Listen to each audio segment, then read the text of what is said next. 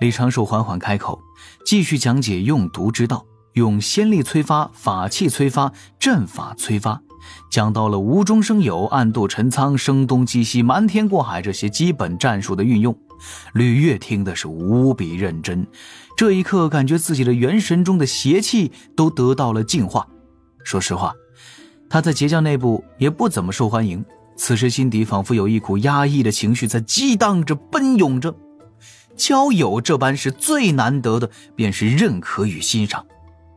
秦天柱不由问道：水神对毒丹理解如此深厚，为何不见水神大人此前以毒丹应对强敌？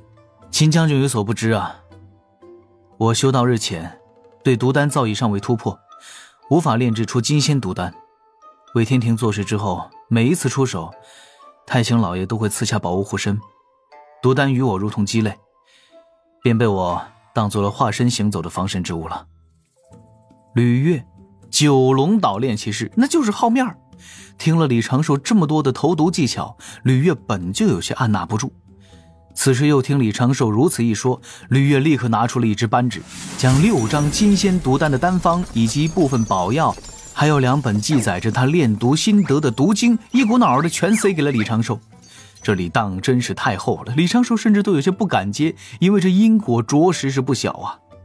但是想要是真的想要。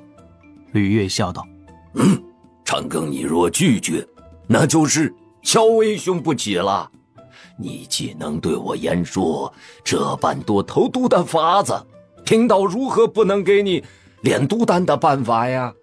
毒丹炼得再强，出手对方就躲了，那岂非无用啊？其实李长寿关于投毒方面压箱底儿的底牌压根儿就没拿出来，更何况了，此时只是说了笼统的方法，真正要操作起来，单单是将毒丹化作毒物的过程，就有诸多的细节，诸多的讲究。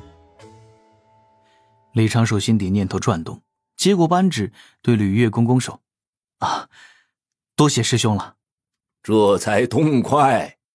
吕月笑眯了眼，叮嘱道：但长庚啊，毒丹虽强，却不可滥用，这就跟刀剑一般，若是用来杀恶除恶，妖魔治病亦是好剑，若是以此滥杀无辜，绝世仙剑也不过是血病魔人罢了。归根结底，还是你我这般用毒之人在承受因果，莫要轻惹业障啊。李长寿起身做道揖：师兄今日教诲，长庚铭记在心。来，咱们再琢磨琢磨，还有没有什么更多的投毒思路啊？李长寿笑着拿出一张纸人：师兄可知我纸人化身之法？洪荒文明何人不知啊？吕月看着这张纸人，思索一阵，眼前一亮。若将这纸人化身催满剧毒在敌人队里头炸开，这只是其中之一。李长寿轻笑2声，与吕月继续侃侃而谈。这2仙，一个是天庭水神，以善谋善算在洪荒渐渐名声大噪，总是能整出一点总是有奇谋。一个是截教圣人弟子，虽然名声不如截教8大弟子随侍7仙那般响亮，但炼毒丹的本领经过了玉帝化身检测，确实是独一档的强者。这2个人凑在一起，而且越聊越火热，大有今天就要在这儿拜把子的架势。秦天柱默默地搬起了自己的木椅，坐到了2个人对面，仔细观察。他其实能够感觉到，这2个人似乎是命中的至交，此时已经形成了某种互补互增的关系。这会发展到哪般程度？秦天柱仿佛看到了，在这2个人背后有一条被渐渐打开的深渊，而当他们转身凝望深渊的时候，深渊伸出了2条腿，跑了。不知不觉又是2个多时辰过去。秦天柱默默地给自己夹菜倒酒，安慰自己不要去看侧旁。李长寿和吕月正蹲在一旁角落，守着一只半丈高的丹炉，讨论着毒丹的无影化。两个人的言语都有些各不相让，但是此时已经是时不时的勾肩搭背，颇为亲密了。擎天柱心底一叹，这2个时辰我都听到了些什么啊？乾坤挪移之法配合纸人自爆，借此以最快速度将毒性扩散，这只是基本操作。最让擎天柱震惊的是那门被李长寿开发到了极致的神通撒豆成兵，终极奥义竟然有2种，其一是毒仙豆路线，其二是丹药豆化，直接将金仙毒丹当作豆子化作毒兵。其这2个思路都已经在李长寿的手中得到了印证，技术早已经成熟了。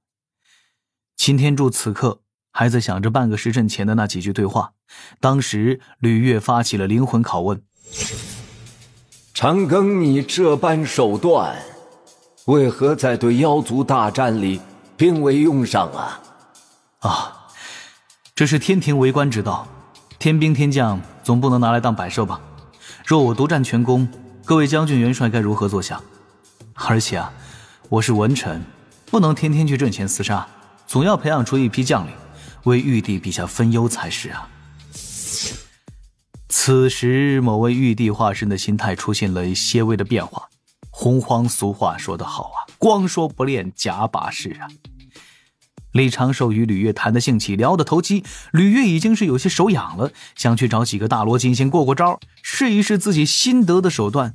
李长寿却道：师兄稍安勿躁，稍后应当会有西方教之人来天涯阁施压，咱们到时候找准有业障在身者，瞬息杀之，震慑对方。也好，定不能让天涯阁受损。师兄放心，若西方强行逼迫，目中无人，你我就闹他个天翻地覆。善。吕月右手抬到身前，李长寿会意，与吕月双拳交握，而后相视而笑，豪气冲到一半就蔫了下去。李长寿沉声道：师兄，咱们也不能心头一热就直接正面对敌稳妥起见，还是要做一些准备才行。此话怎讲啊？大教之争牵扯错综复杂，如今劫产西方3教要应劫，师兄若是直接出手，就等于双方撕破脸皮了。咱们稍稍做一些伪装，用一个化名，哪怕他们认出来了，只要咱们言语不出错漏，也可以咬死是有人栽赃陷害，故意挑拨离间。妙啊！那就依长庚你所言，可这伪装的如何伪装啊？先用脂粉涂抹面部，更换妆容，最好有一个薄薄的面具，而后施变形术、障眼法，如此就勉强可用了。一时半会儿去，哪儿寻得这般薄面具我带着了。李长寿在袖中拿出几只宝囊。你带？你一个指道人化身，现如今天地间谁人不知，带这东西作甚呢？吕月顿时有些哭笑不得。都是外出行走的必备家当。师兄请看。言罢，李长寿在袖中拿出了一只厚厚的纸人，这纸人仙光缭绕，化作了一名中年道者，顺手将侧旁的李长寿收入袖中。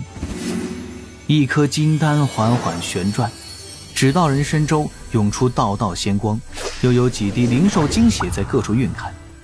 这一具指道人竟然发出了血肉之感，便是吕月和擎天柱此时盯着看，竟然也无法直接断定这是活人还是纸人所化。李长寿笑道：此前过一路行踪，只是为了摆明天庭的态度罢了，不然卞老夫人如何能直接与我们交谈？言说之中，李长寿在宝囊中拿出2只面具，与吕月一同戴上，各自施展术法变化气息，而后交换毒丹与撒毒法器。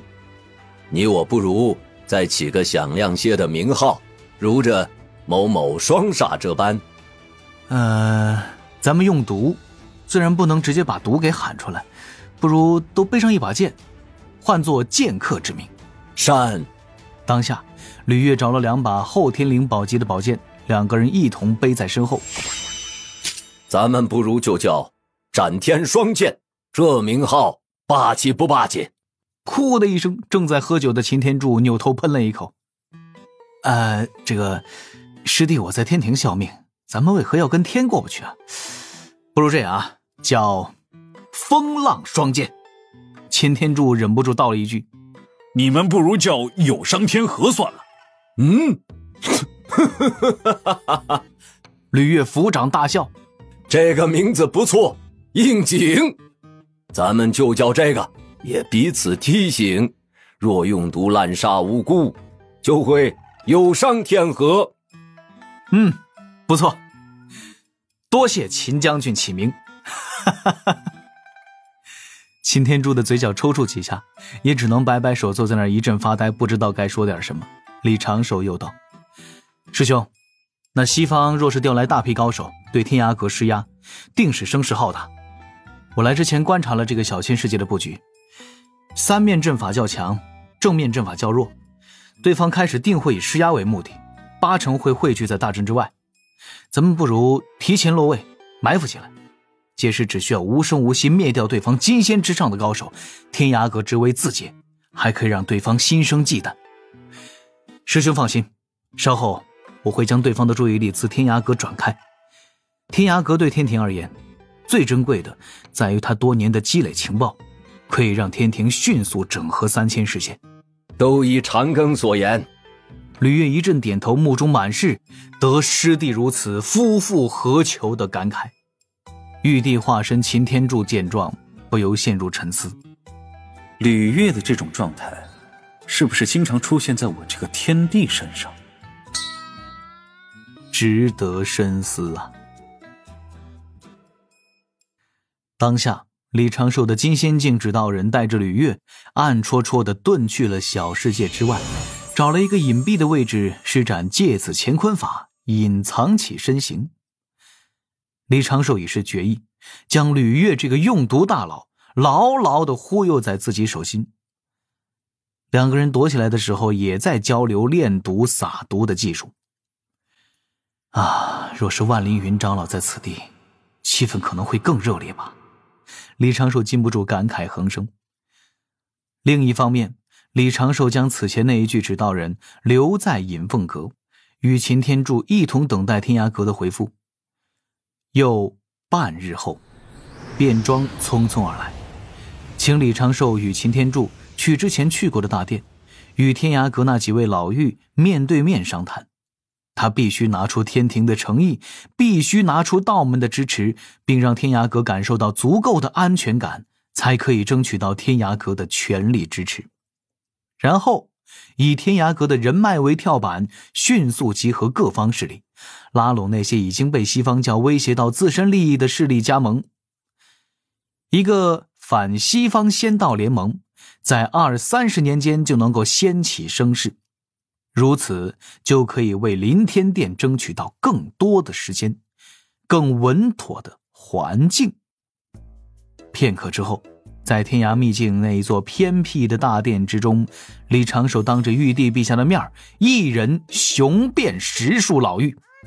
他从西方教与妖族的势力出发，讲到西方教对大兴的迫切，又说到了西方教争取龙族而不得，恼羞成怒，破坏海眼，抢夺龙族宝库，一件件一句句都是实情，自有说服力。随后李长寿又故意当着玉帝化身的面讲明那西方的谋算，以及西方此时在五部洲的处境不堪，只能够加大力度压榨3000世界等等。这场辩论持续了半日，最终这10多位老妪被李长寿给说服了。而李长寿暗中提醒卞老夫人，有2-3名老妪此前的观点似乎有些问题，让卞老夫人多多留心。擎天柱在一旁也算是看了一场大戏啊，时不时的思索，禁不住点头，差一点也被李长寿给说服了，觉得天庭必胜，可以轻松的横扫一切。水神的嘴可抵天庭的一半战力。卞老夫人当着李长寿的面亲手写了一封回信，又派人将这回信送去了此前威胁天涯阁的那方势力。对方果断地开始召集高手，再次对着天涯阁御符传信，扬言3日之后亲自登门造访，届时定要让天涯阁给出不一样的答复。夜深人静时，隐凤阁内，卞庄刚送来那一封对方送来的玉符，砰的一下，玉帝化身擎天柱，一拍桌子，咬牙骂道：这些人当真不将咱们天庭放在眼中，明知水神你在此地，他们竟还如此威逼。西方其实不得不这般做，他们经营3000世界这么久，这里就如同他们的主场一样，若是如此轻易的就让咱们立稳了脚跟，还不如直接降了。水神，咱们要不要从天庭直接调兵啊？不急。李长寿淡定地摇摇头，稍后自有破局之法，让你祖母放心就是。不用天涯阁动一兵一卒，最差的情形不过是用缓兵之计，我直接亮出身份。卞庄点点头，完全没有什么忧心的，转身赶去找祖母禀告。卞庄走后，李长寿看着怒火未消的擎天柱，传声道：陛下，此次出来，小神感觉您似乎变了很多。擎天柱果然被转移了注意力，笑道：哦，哪里变了？更沉稳了一些。李长寿继续传声：此前卞庄与吕月师兄言语多有冒犯，陛下似乎并未着怒。擎天柱有些不以为然地摇摇头：樊禅历劫一遭，让我明白了许多。我是玉帝时，他们敬畏的是我背后天道，是道祖老爷；我是擎天柱时，不过天庭普通将领，他们不知实情，如何算冒犯？李长寿含笑点头。